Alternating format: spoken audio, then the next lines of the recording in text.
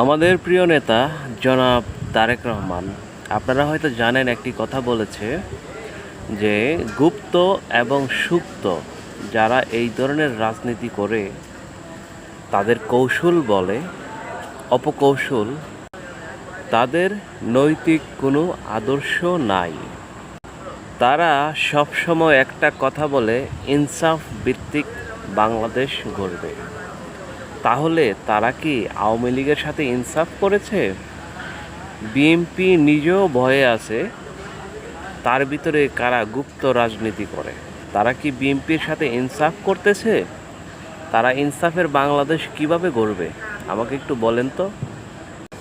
এই গুপ্তভাবে আওয়ামী লীগের ভিতর প্রবেশ করে আওয়ামী লীগকে ধ্বংস করে দিয়েছে। যত অপরাধ অপকর্ম করেছে, আমার মনে হয় আওয়ামী লীগের 70% অপকর্ম তারা করেছে। এখন তাদের সাথে কি ইনসাফ করা হয়েছে?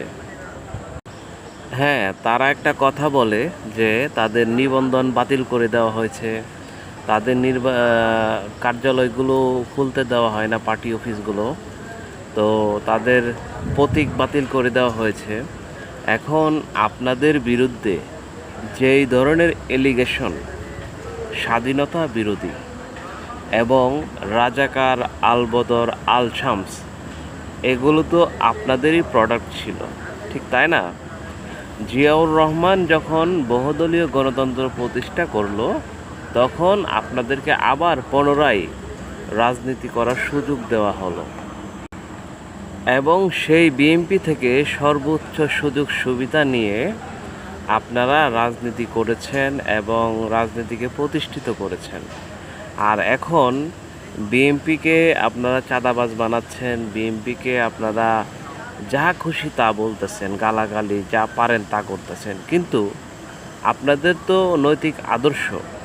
আজকে দেখলাম চরমোনাই পীর আপনাদেরকে মুনাফিক বলছে, যার আগে বলেছিল বিএনপির মহাসচিব মির্জা ফখরুল ইসলাম এবং অন্যান্য নেতারা, তারা বলেছিল জামাত একটা মুনাফিক দল। আজ আপনাদের সেই 11 দলের জোটের নেতা চরমোনাই পীর, উনি আপনাদেরকে মুনাফিক বলেছে।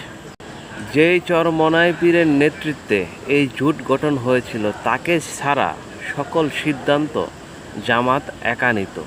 তাহলে আপনারা হলে কি করতেন? যদি চরমোনাই একা সিদ্ধান্ত নিতে মানতেন আপনারা?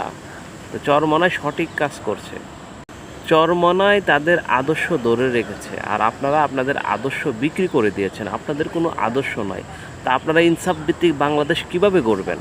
কোনো ইনসাফ